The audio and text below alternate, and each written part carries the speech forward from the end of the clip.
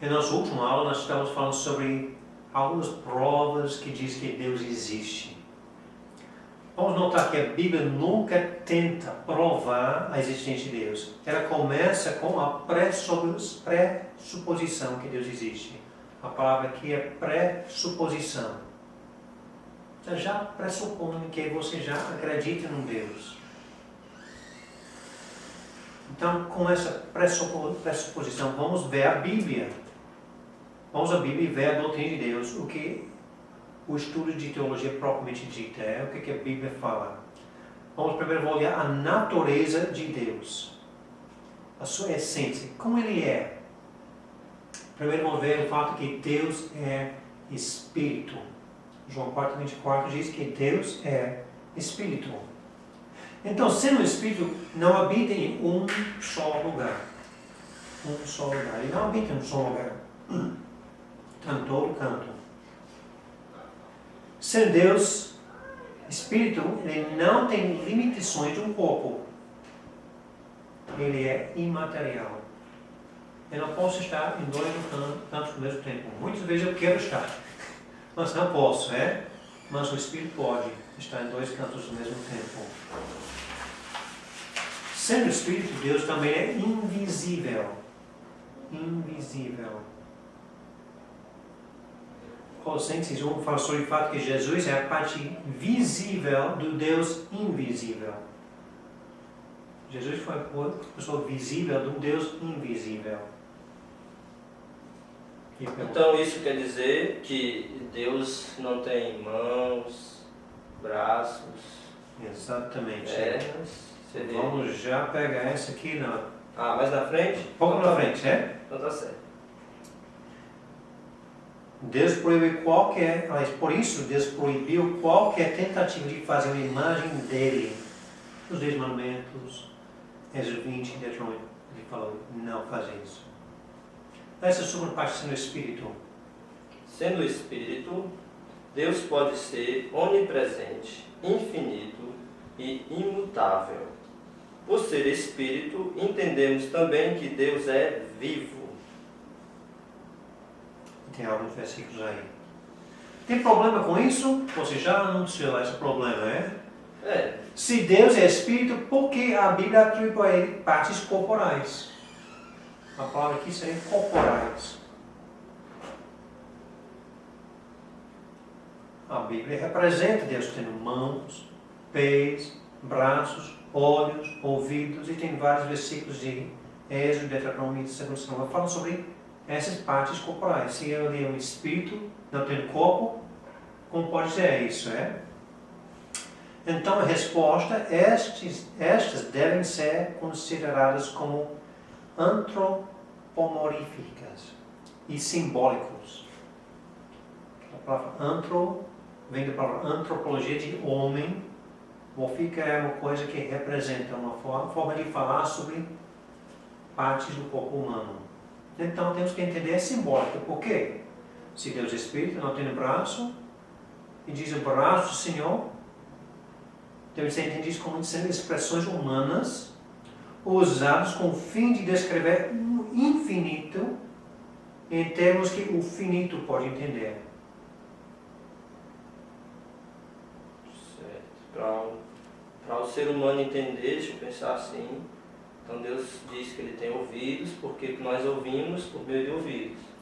Nós vemos por meio de olhos, então Deus diz, os olhos do Senhor estão em todo lugar, para que a gente possa entender. Se a Bíblia diz os olhos do Senhor estão em todo lugar, é a mesma coisa de dizer Deus veja tudo. Mas eu entendo visão por olhos, porque eu sou ser humano, É difícil imaginar ver sem olho. Então, estamos descrevendo um Deus infinito em termos que o finito pode entender. Certo. Muito boa essa pergunta. Então, poderia ser tipo assim, como uma criança que não tem entendimento de todas as coisas ainda, então a gente vai falar do jeito que a criança entende. Então, Deus fala com a gente do jeito que a gente entende. Exatamente. Assim nós pensamos em olhos para ver, então Ele fala em olhos. Tá certo.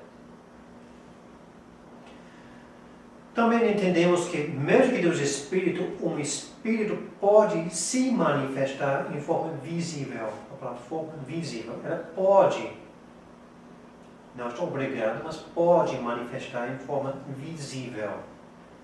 Acho bem interessante que em João capítulo 1, Deus desejava se revelar numa pomba. O Espírito de Deus se revelou em forma de pomba. Por que ele escolheu pomba e não leão ou não? Mas ele escolheu pomba, é? Mas ele foi uma coisa que, quando Jesus foi batizado, o Espírito de Deus assumiu uma coisa visível. Uma pomba voando, é? Uma coisa que essa representa o Espírito de Deus. Ele assumiu essa forma. E também apareceu em outras passagens em forma humana, para várias pessoas no Velho Testamento. Ele assumiu carne, no forma de Jesus, no Novo Testamento. Ele apareceu com forma humana perante Abraão, Agar, Moisés. Várias pessoas no Velho Testamento apareceu de forma visível, que não foi só um espírito invisível falando com tal pessoa. Tem perguntas sobre Deus sendo espírito? Certo. Não, tá entendendo. Vamos agora olhar no fato que Deus é uma pessoa. Ele é um espírito, mas também é uma pessoa. Dizer que Deus é uma pessoa, fala aqui não, uma pessoa, é dizer que ele tem intelecto, sensibilidade, vontade, emoções, que uma mera força não tem as qualidades de uma pessoa. Temos a figura aqui de uma lâmpada. A energia elétrica é uma força, mas não tem emoção, vontade, qualidade de uma pessoa. É uma força, mas lâmpadas não podem ficar tristes, não. Nem alegre. Mas lemos em Gênesis que Deus tem intelecto, Ele escolheu. Versículo, Deus amou o mundo de tal maneira. Fala de emoção de amor. Fala de escolhas, porque fala vários versículos que falam sobre Deus tendo qualidade de uma pessoa. Mas isso não quer dizer que ele é uma pessoa no sentido de um ser humano. Ele não é um ser humano. Mas ele é um ser, né, que tem emoção. Tem emoção, intelecto, escolha, sensibilidade. Toma decisão. E Deus comunica conosco e deseja ter um relacionamento conosco. Eu posso ter relacionamento contigo. Nós somos pessoas. Eu não posso ter relacionamento com sua caneta, é? Porque é um objeto, é? Ela não fala comigo, ela não responde. E Deus, sendo uma pessoa, mesmo não sendo uma pessoa física com corpo humano, pode ter relacionamentos conosco. Podemos comunicar com Deus, podemos amar Deus, podemos servir Deus. Ele pode nos amar. Várias coisas dessa. Ele é uma pessoa. É muito importante entender que Deus é uma pessoa e não apenas a força do bem. Que é uma ideia bem atual. Bem atual. A pessoa pensa essa ideia. Quando estamos falando sobre teologia, querendo entender quem é Deus, uma coisa que nos ajuda a entender quem é Deus são seus nomes. Vamos olhar alguns nomes de Deus. Os nomes de Deus. Os nomes de Deus são aqueles títulos, aqui, né? Títulos pelos quais Deus se revela ao homem. Deus usou alguns nomes. Deus é grandíssimo e tem muitos atributos. E um nome jamais será adequado para a sua grandeza. Nós temos o versículo: se o céu dos céus não pode conter, como pode um nome descrever o Criador? Um nome. Deus tem muitos nomes. A Bíblia contém vários nomes de Deus que o revelam em diferentes aspectos de sua maravilhosa personalidade. Os nomes gerais de Deus no Velho Testamento são divididos em 3 grupos. Nós temos Elohim, Jeová e Adonai. As 3 categorias dos 3 nomes principais de Deus. E entre esses tem vários. Por exemplo, o nome Elohim. Elohim ou Elohim. É o primeiro nome que nós podemos encontrar nas nossas Bíblias, no Gênesis 1:1. No princípio criou Deus. A palavra Deus, no original, na língua hebraica, é Elohim. E é interessante, aqui o nome encontra-se em uma forma plural. Plural. Mas o verbo continua no singular. Se vamos ao nosso português, no início, no princípio criou deuses. Em vez de deuses criar, deuses criou. Até não combina na nossa língua, mas também não combina no hebraico. Mas está escrito assim. Um Deus, mas o nome realmente está plural. Indicando alguma coisa que Deus tem mais de uma pessoa. Não diz aqui trindade não, mas já uma ideia, falando, Então o nome está no plural, mas o verbo no singular, indicando a pluralidade de pessoas na unidade do ser. E este nome denota grandeza e poder de Deus. Ela sempre está dizendo na nossa Bíblia aqui, com a palavra Deus. Deus. E essa agora nós temos aqui 2.555 vezes. Dessas 2.555, 2.310 fala sobre Deus verdadeiro e 245 vezes fala sobre Deus falso. O nome sendo no plural com o verbo no singular é a primeira dica da Trindade.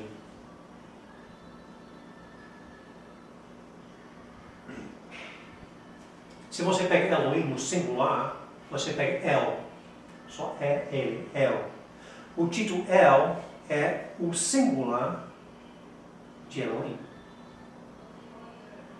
E essa palavra significa forte ou poderoso. E nós temos no Velho Testamento 250 vezes essa palavra. Geralmente é associada com algum atributo ou perfeição de Deus. Em palavras compostas, nós temos a palavra Betel. Betel significa casa de Deus. Ben-El significa face de Deus.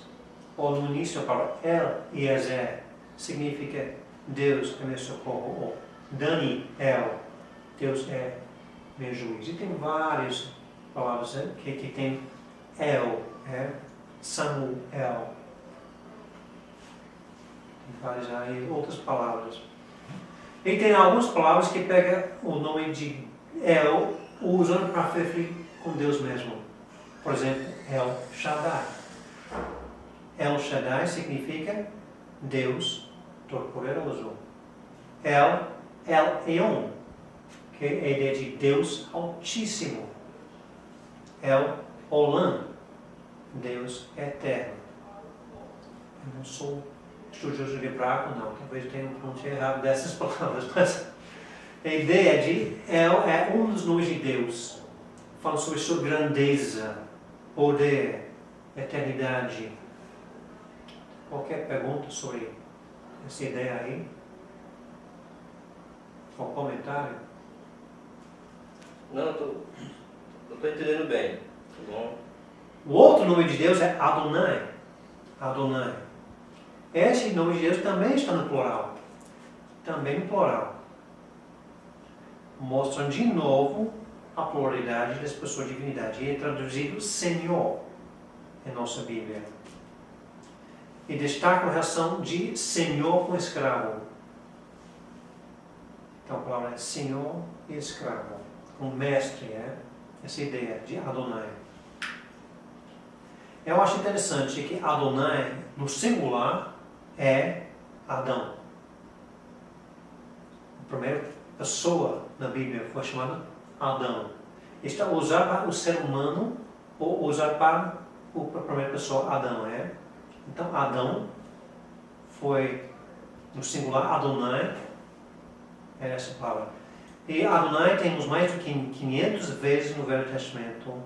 Mas Adão, 500 vezes, com a palavra homem ou Adão. Outro nome que pessoas muito escutam é o nome Jeová. Jeová. Este é o mais famoso, por dizer, entre os nomes de Deus, e é distinto dele como um ser autoexistente. Autoexistente.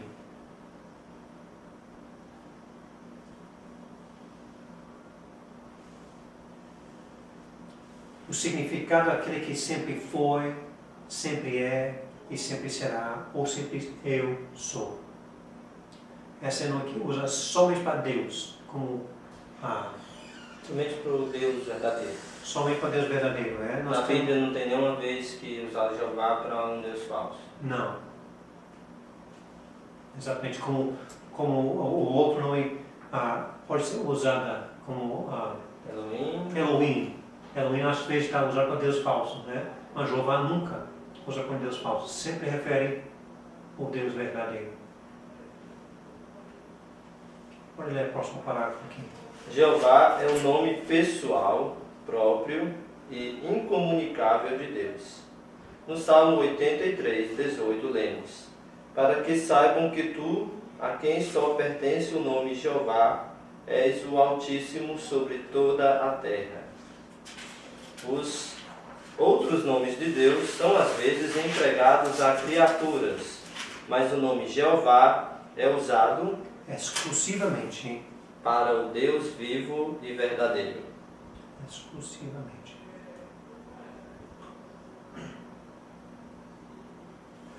Os judeus tinham uma reverência grande, uma superstição por este nome. E não pronunciavam.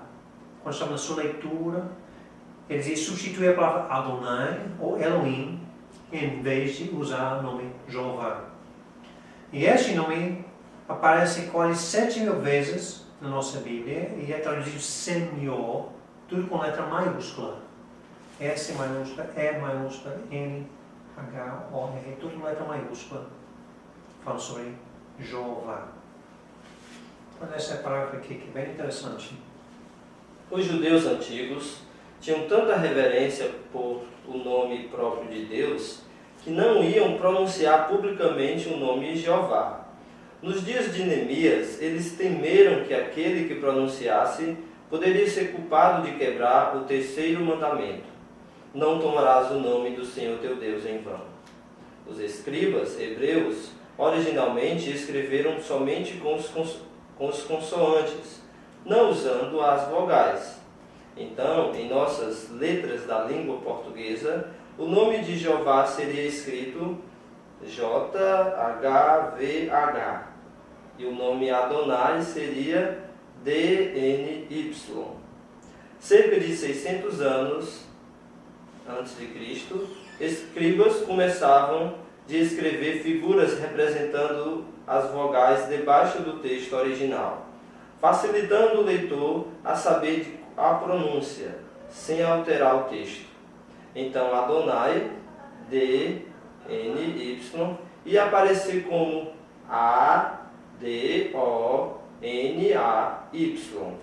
para ajudar o leitor a lembrar não pronunciar J-H-V-H, que seria Jeová para eles. Os escribas iam colocar as vogais da palavra Adonai, A ou A, debaixo das letras J-H-V-H, fazendo o que ia aparecer assim: J-A-H-O-V-A-H. Essa letra seria de baixo, não de baixo, dentro, né? Certo, debaixo da palavra. De baixo. Assim, os estudiosos europeus do tempo do Renascimento superaram que a pronúncia de Jeová ou J-H-V-H fosse Jeová. Estudiosos mais modernos transliteravam os nomes como YHWH e acham que a pronúncia deve ser Yahvé.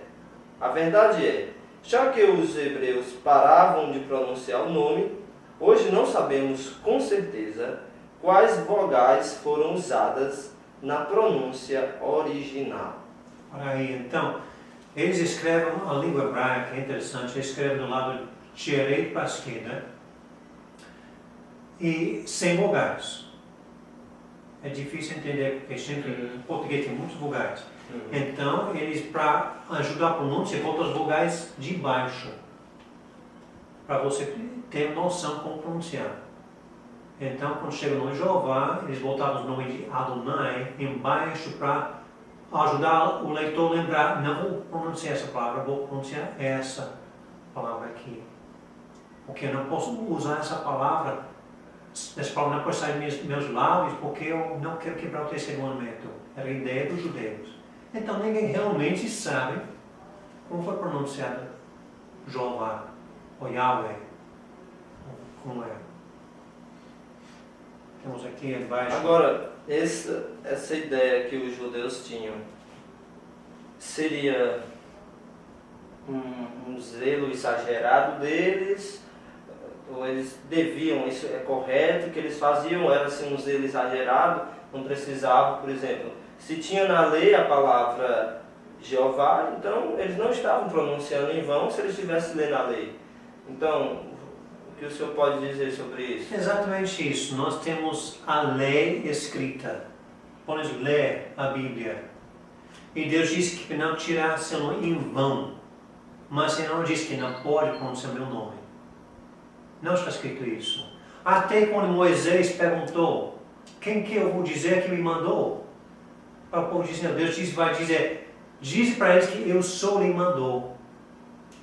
Diga para o povo de Israel, Jeová lhe mandou. Então, nós podemos ver na vida dos fariseus e dos escribas, no tempo de Jesus, muitos exageros.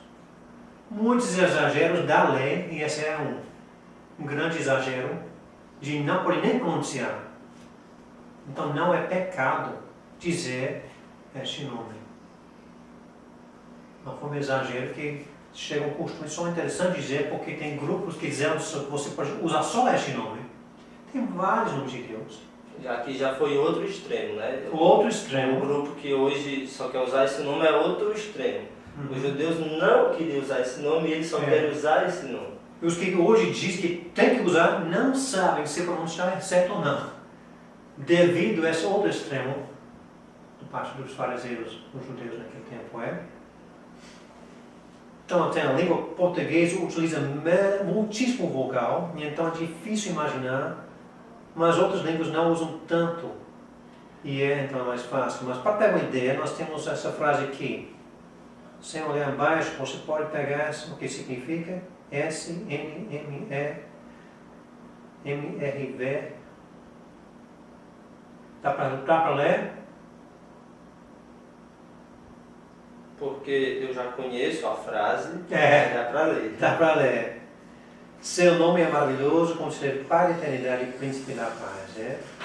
Já embaixo nós temos com os letras minúsculas para pegar como estava escrito de baixo, E já que essa significa essa ideia, para pegar uma ideia como era a língua hebraica.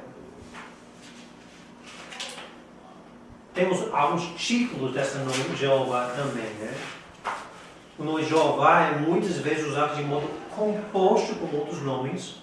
Jeová, alguma coisa, para apresentar o verdadeiro Deus. Destacando, a palavra que você usa no pastor, destacando um aspecto do seu caráter. Eu já disse que não sou estudante de hebraico, não vou mexer com essa palavra aqui, mas eu vou ler a palavra e você vai ler o que significa. Jeová Ozeneu. Jeová, nosso Criador. Jeová Jireh. Jeová proverá. Jeová Rafá. Jeová que te cura. Jeová Nissi. Jeová, minha bandeira. Jeová Kadas. Jeová que te santifica. Jeová Elonu. Jeová, nosso Deus. Jeová Eloeka.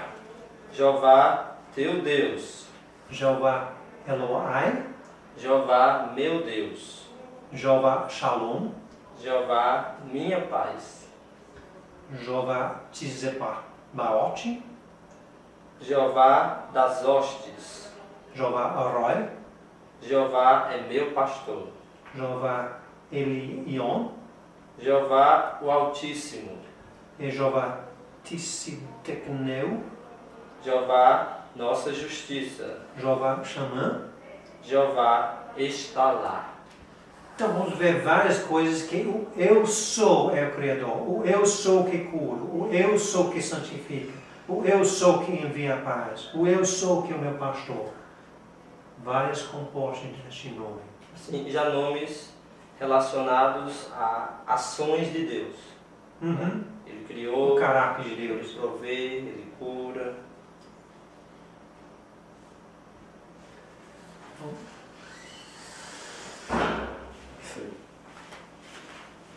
Vamos ver alguns nomes do Novo Testamento. Esses outros eram do Velho. Do Novo Testamento nós temos a palavra Theos. No Novo Testamento grego, geralmente o nome que também no Novo Testamento para Deus. Corresponde com Elohim no Velho Testamento hebraico. Isso para todos os três pessoas da Trindade. Todos os três. Pai, Filho e Espírito Santo. Mas especialmente para Deus Pai. Deus. Temos o nome Parté. Esse nome corresponde a Jeová no Velho Testamento, mas denota a relação que temos com Deus através de Cristo. Para Deus 275 vezes compara com Pai. Pai. Em vez de falar do Pai. E tem Despotes. É usado só 5 vezes no Novo Testamento. Fala sobre Deus absoluta. Quantas vezes? 5. Só 5 vezes. Nós temos um pequeno gráfico aqui que nós o nome de Deus no Novo Testamento, você tem como parece em grego, como ele fica transliterado e como foi traduzido. Leia essa sobre Kurios. Esse nome é encontrado centenas de vezes e traduzido como Senhor, referindo-se a Jesus. Senhor, referindo-se ao homem. Mestre, referindo-se a Jesus. Mestre, referindo-se ao homem. E dono. Em citações do hebraico, usa-se muitas vezes em lugar de Jeová. É um título do Senhor Jesus como mestre e dono. Kyrios é o nome grego empregado na Septuaginta para o nome Jeová. Jeová. Ok. Então, quando as pessoas querem traduzir a língua hebraica do Velho Testamento para o grego, eles usavam Kurios. Naquele lugar de Jeová, aquele nome que ninguém poderia pronunciar, vai simples ler em grego, Kurios. E também o nome Christus. Essa palavra significa ungido e é traduzido Cristo. Que vem da palavra Kyro, que significa ungir. É o nome oficial do Messias, ou Salvador. E refere somente a Jesus de Nazaré, o Cristo. Então, através dos nomes de Deus, aprendemos que Ele é um ser eterno, imutável, autoexistente, autossuficiente, tudo suficiente, e é o supremo objeto de temor, confiança, adoração e obediência. Muitas coisas que podemos aprender só com os nomes, Existem outros títulos também.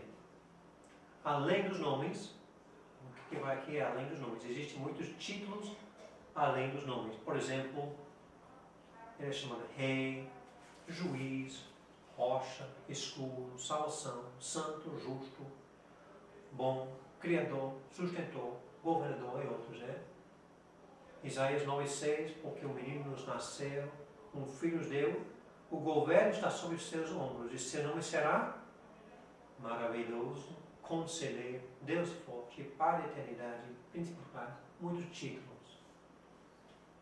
Tem qualquer pergunta ou dúvida, comentário sobre os nomes de Deus? Acho que está bom, eu entendi. Tá bom, então vamos encerrar essa aula aqui.